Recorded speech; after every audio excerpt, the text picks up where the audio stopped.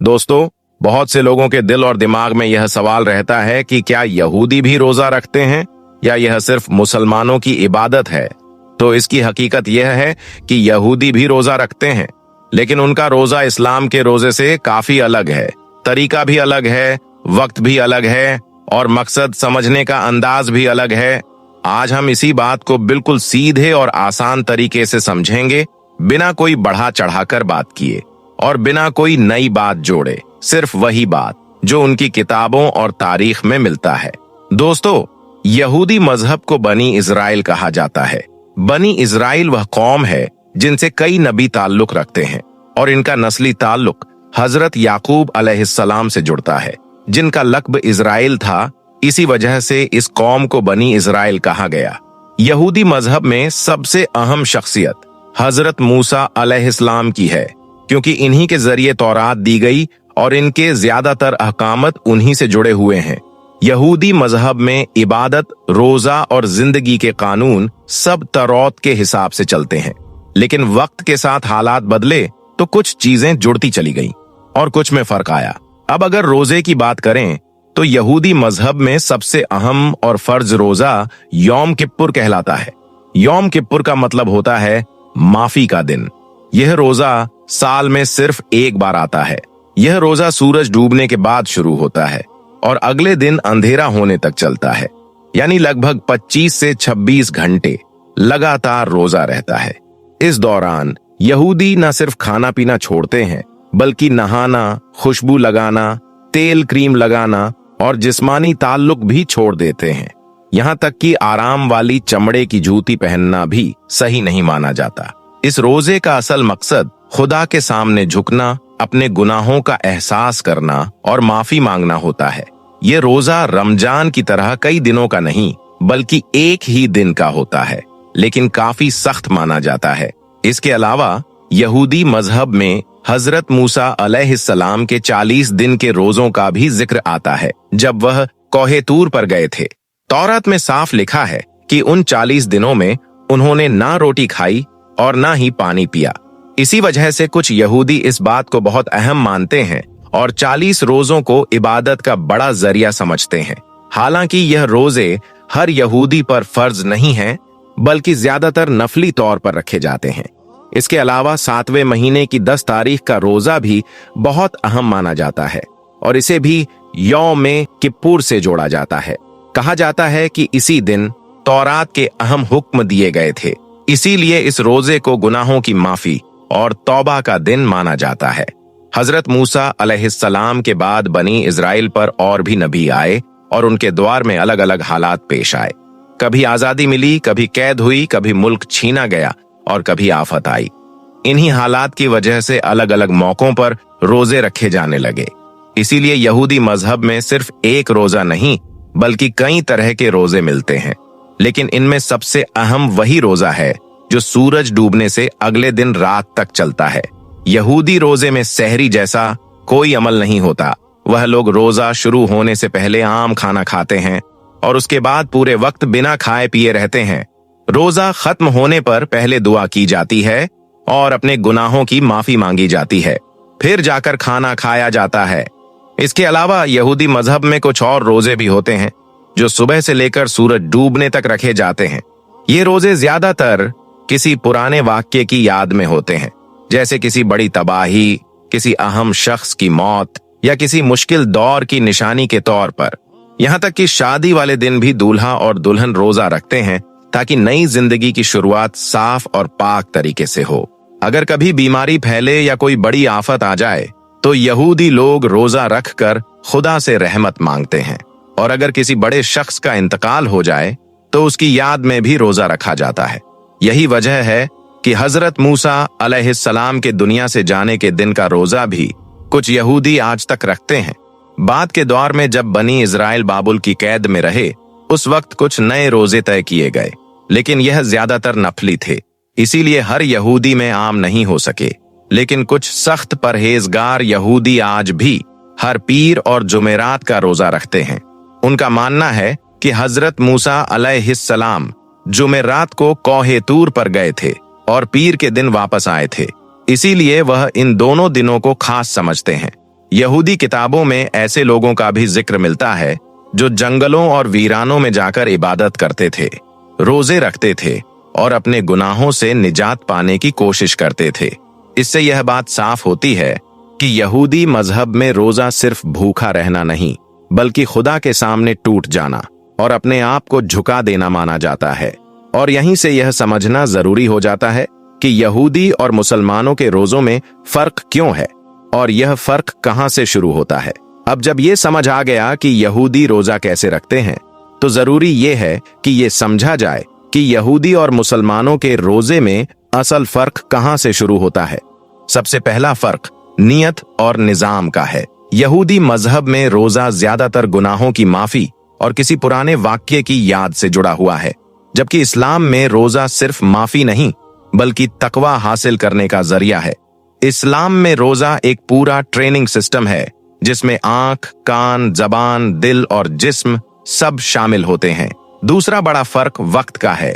यहूदी रोजा सूरज डूबने से अगले दिन अंधेरा होने तक रखते हैं, जबकि मुसलमान रोजा फजर से मगरिब तक रखते हैं। लेकिन मुसलमानों के रोजे में सहरी का खास अमल रखा गया है, जो खुद एक इबादत है। नबी करीम सल्लल्लाहु अलैहि वसल्लम ने साफ फरमाया कि मुसलमान और यहूदी रोजे में फर्क करने वाली चीज सहरी है। यहूदी रोजा रखते हैं मगर सहरी नहीं करते, जबकि मुसलमानों को सहरी का हुक्म दिया गया ताकि रोजा आसान भी हो और बरकत वाला भी बने। तीसरा फर्क पाबंदियों का है। यहूदी रोजे में नहाना, तेल लगाना, खुशबू लगाना और चमड़े की जूती पहनना भी छोड़ देते हैं, लेकिन इसके बावजूद उनके रोजे का ताल्लुक आम जिंदगी से कट जाता है। जबकि इस्लाम में रोजा रखते हुए भी इंसान काम करता है, रोजी कमाता है, लोगों से मिलता है और खुद को समाज से अलग नहीं करता। यानी इस्लाम का रोजा जिंदगी से भागना नहीं बल्कि जिंदगी के बीच रहकर खुद को काबू में रखना सिखाता है। अब अगर नमाज की बात करें तो यहूदी इबादत में कोई तय रकात, कोई तय तरीका और कोई तय वक्त हर जगह एक जैसा नहीं मिलता। उनकी नमाज यानी उनकी इबादत ज्यादातर दुआ और तिलावत पर डिपेंड होती है, कभी खड़े होकर, कभी झुककर, कभी सजदे में और कभी झूमते हुए। लेकिन इस्लाम में नमाज एक मुकम्मल निजाम है और दिन में 5 वक्त तय हैं, तरीका तय है, जमात का मजबूत सिस्टम है जिसमें अमीर गरीब, गोरा काला सब एक एसएफ में खड़े होते हैं। यह चीज इस्लाम को सिर्फ मजहब नहीं बल्कि एक पूरा सिस्टम बनाती है। यहूदी मजहब में इज्तिमाई नमाज दिन में 3 बार है, जबकि इस्लाम में 5 वक्त की नमाज इंसान की पूरी दिनचर्या को खुदा से जोड़ देती है। अब त्योहारों की बात करें तो यहूदी कैलेंडर भी चांद पर चलता है, लेकिन उनके त्योहार ज्यादातर किसी ऐतिहासिक याद से जुड़े हैं, जैसे पास ओवर जो मिस्र से निकलने की याद है, जबकि इस्लाम के त्योहार सीधे इबादत से जुड़े हैं, जैसे ईद उल फितर रोजे की इबादत के बाद आती है और ईद उल अजहा कुर्बानी और फरमाबरदारी की याद दिलाती है। यानी इस्लाम में खुशी भी इबादत से जुड़ी हुई है। खाने पीने के मामले में यहूदी कौशर खाते हैं, जो कुछ हद तक हलाल जैसा है, लेकिन उनके यहाँ दूध और गोश्त को एक साथ खाना मना है, जबकि इस्लाम में हलाल का निजाम आसान भी है और फितरत के करीब भी। अब टोपी वाले सवाल को समझें तो यहूदी किपाह पहनते हैं ताकि खुदा को याद रखें। मुसलमान टोपी पहने या ना पहने, लेकिन नमाज में सजदा करके सीधे जमीन पर माथा रखकर खुदा के सामने झुकते हैं। यानी इस्लाम में याद सिर्फ निशानी नहीं बल्कि अमल है। अब अगर पूरी तस्वीर को एक साथ देखा जाए तो यह साफ नजर आता है कि यहूदी मजहब में रोजा और इबादत वक्त के साथ बिखरती चली गई, कभी कुछ जोड़ा गया, कभी कुछ छोड़ा गया। लेकिन इस्लाम में रोजा, नमाज, जकात, हज सब एक मजबूत ढांचे में बंधे हुए हैं। यही वजह है कि इस्लाम सिर्फ रिवायतों का मजहब नहीं बल्कि एक मुकम्मल और बैलेंस्ड निजाम जिंदगी है, जहां इबादत भी है, समाज भी है, अखलाक भी है और इंसाफ भी है। इस्लाम इंसान को जंगलों में भेजकर नहीं बल्कि बाजारों में रहकर खुदा से जोड़ता है। रोजा रखकर भूखा रहना मकसद नहीं बल्कि भूख के साथ सब्र और रहम सीखना मकसद है। यही वह जगह है जहां मुसलमानों का रोजा सिर्फ एक रस्म नहीं बल्कि इंसान को बेहतर बनाने वाला अमल बन जाता है। इसीलिए जब बात रोजे और इबादत की आती है तो इस्लाम का निजाम ज्यादा वाज़ेह, मुकम्मल और ज्यादा असरदार नजर आता है। और यही वजह है कि आज भी करोड़ों मुसलमान एक ही महीने में एक ही तरीके से और एक ही वक्त पर रोजा रखते हैं और एक ही खुदा के सामने झुकते हैं। उम्मीद है दोस्तों, अब आपको यह फर्क साफ समझ आ गया होगा कि रोजा सिर्फ भूखा रहना नहीं, बल्कि किस मजहब ने उसे किस मकसद के लिए और किस हद तक मुकम्मल बनाया, यही असल फर्क है और यहीं पर बात मुकम्मल होती है दोस्तों। और जैसा कि आप सभी को मालूम है कि जैसे ही मुसलमानों का कोई त्योहार करीब आता है तो उत्तर प्रदेश के मुख्यमंत्री योगी आदित्यनाथ का कोई ना कोई बयान जरूर सामने आता है, कोई ना कोई पाबंदी योगी सरकार की तरफ से जरूर लगती है। बस इसी के चलते इस बार भी उत्तर प्रदेश के मुख्यमंत्री योगी आदित्यनाथ ने रमजान 2026 को लेकर भी एक एडवाइजरी जारी की है और अपनी तरफ से 5 खास नए नियम बनाए हैं जिनके बारे में जानना हर मुसलमान के लिए बहुत जरूरी है। आज हम आपको योगी आदित्यनाथ के इसी बयान के बारे में बताने वाले हैं और आपको बताने वाले हैं कि इस बार यानी कि रमजान 2026 को लेकर उत्तर प्रदेश के मुख्यमंत्री योगी आदित्यनाथ ने क्या बड़ा बयान दिया है और 5 ऐसे कौन से खास नए नियम बनाए हैं जिनको लेकर योगी सरकार ने अपने आला अधिकारियों को शक निर्देश दिए हैं, जिन्हें जानकर यकीनन आप लोग भी हैरान रह जाओगे। इसलिए आज का यह वीडियो आप सभी के लिए बहुत खास है, आप इसको आखिर तक जरूर देखें और आप सबसे यह गुजारिश है कि आप इस वीडियो को लाइक करें या ना करें, मगर मेहरबानी करके इसे शेयर जरूर कर दें ताकि और भी मुसलमानों के पास में यह वीडियो पहुंच जाए। तो चलिए दोस्तों शुरू करते हैं। दोस्तों, जैसा कि आप सभी को मालूम होगा कि उत्तर प्रदेश के मुख्यमंत्री योगी आदित्यनाथ को मुसलमानों के खिलाफ अजीबोगरीब बयान देने के लिए खास जाना जाता है। जब से उत्तर प्रदेश में योगी सरकार बनी है तब से लेकर अब तक जितने भी मुसलमानों के त्योहार आए हैं, हर बार यही संशय बना रहता है कि इस बार पता नहीं योगी सरकार की क्या एडवाइजरी जारी होगी। इस बार इस त्योहार को मनाने की हमें इजाजत मिलेगी या नहीं मिलेगी, हर बार यही संशय बना रहता है।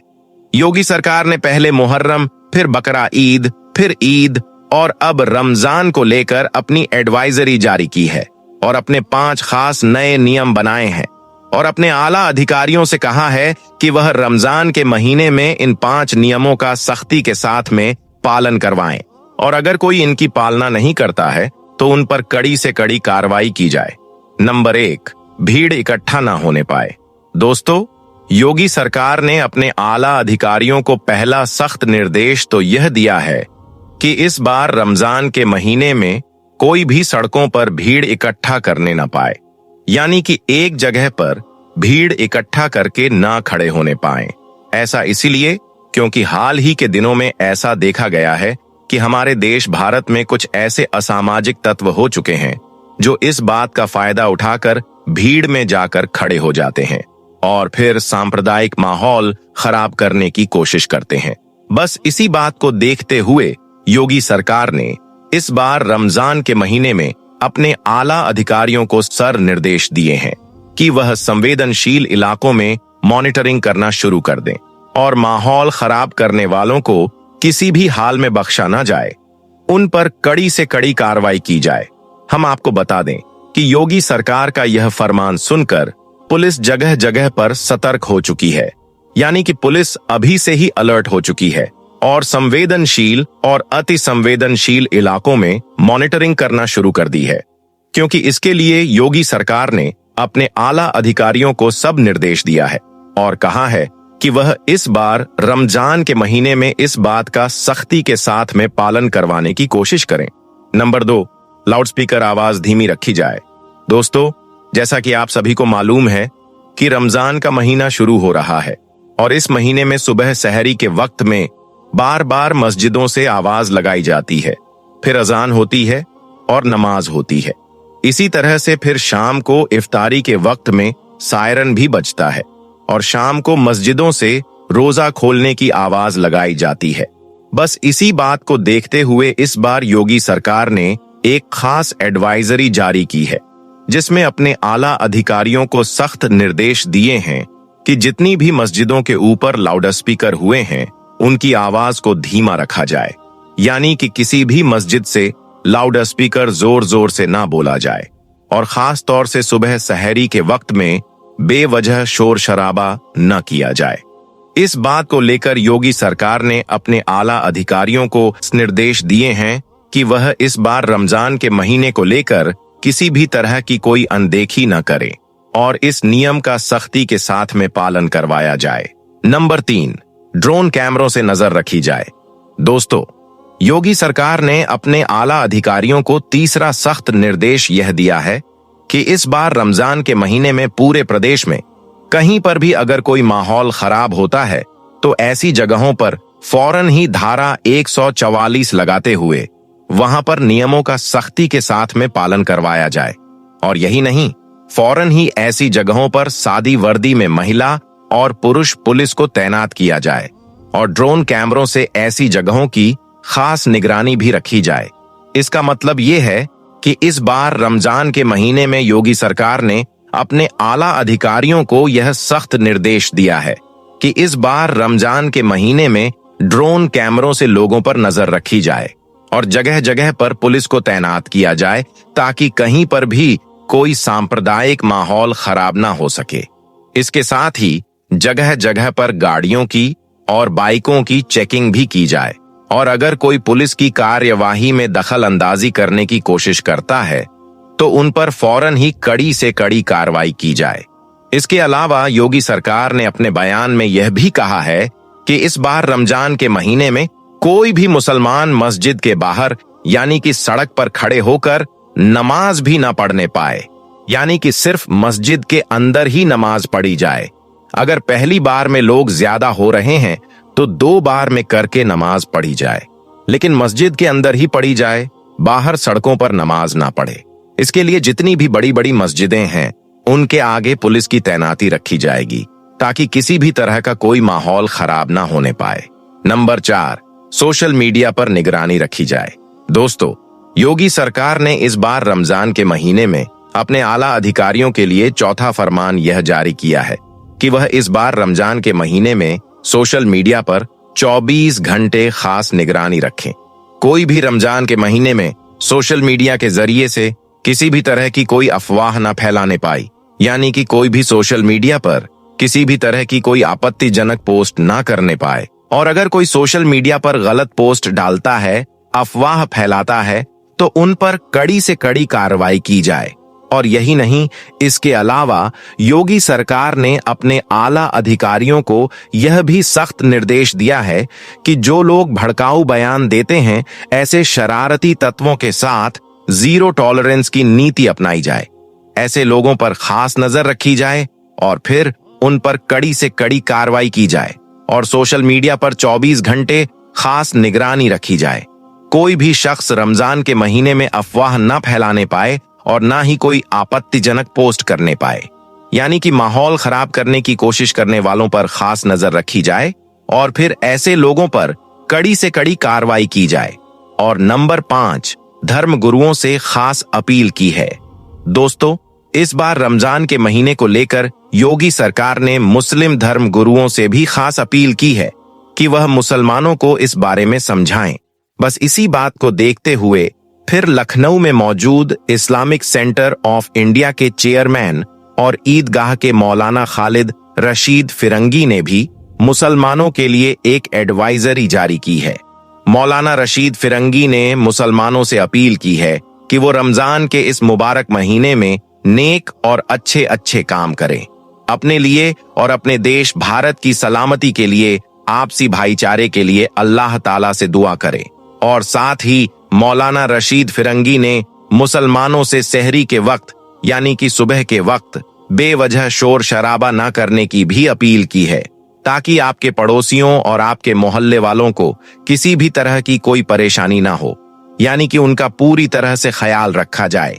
इसके अलावा मौलाना ने मुसलमानों से यह भी अपील की है कि रमजान का महीना बहुत ही मुबारक और बाबरकत महीना है, इसलिए इस पाक महीने को इबादत में गुजारें, अल्लाह ताला की इबादत करें। सहरी के लिए बार बार माइक में ऐलान न किया जाए, साथ ही सुबह के वक्त में किसी भी तरह का कोई शोर न किया जाए। इसके अलावा नमाजी अपनी गाड़ियों को उसी जगह पर ही खड़ा करें जिस जगह को पार्किंग के लिए मुकर्रर किया गया हो, जिसकी वजह से किसी भी आने जाने वालों को किसी भी तरह की कोई परेशानी ना होने पाए। इसके अलावा मौलाना रशीद फिरंगी ने यह भी कहा है कि रमजान के महीने में बड़े पैमाने पर रोजा इफ्तार पार्टियां रखी जाएं और उनमें खास तौर पर गरीबों को शामिल किया जाए, और यही नहीं, अपने माल का जो 2.5% हिस्सा है वह गरीबों में बांटा जाए। दोस्तों याद रखें, रमजान का महीना रहमतों और बरकतों वाला महीना है, इसलिए आप इस पाक महीने में अल्लाह ताला की खूब इबादत करें और नेक और अच्छे अच्छे काम करें।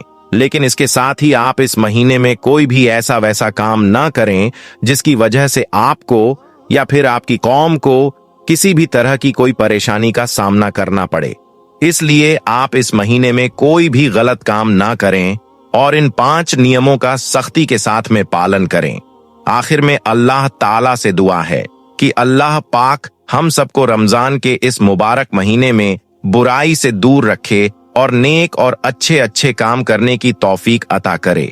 कमेंट बॉक्स में आमीन लिखना हरगिज न भूलिएगा।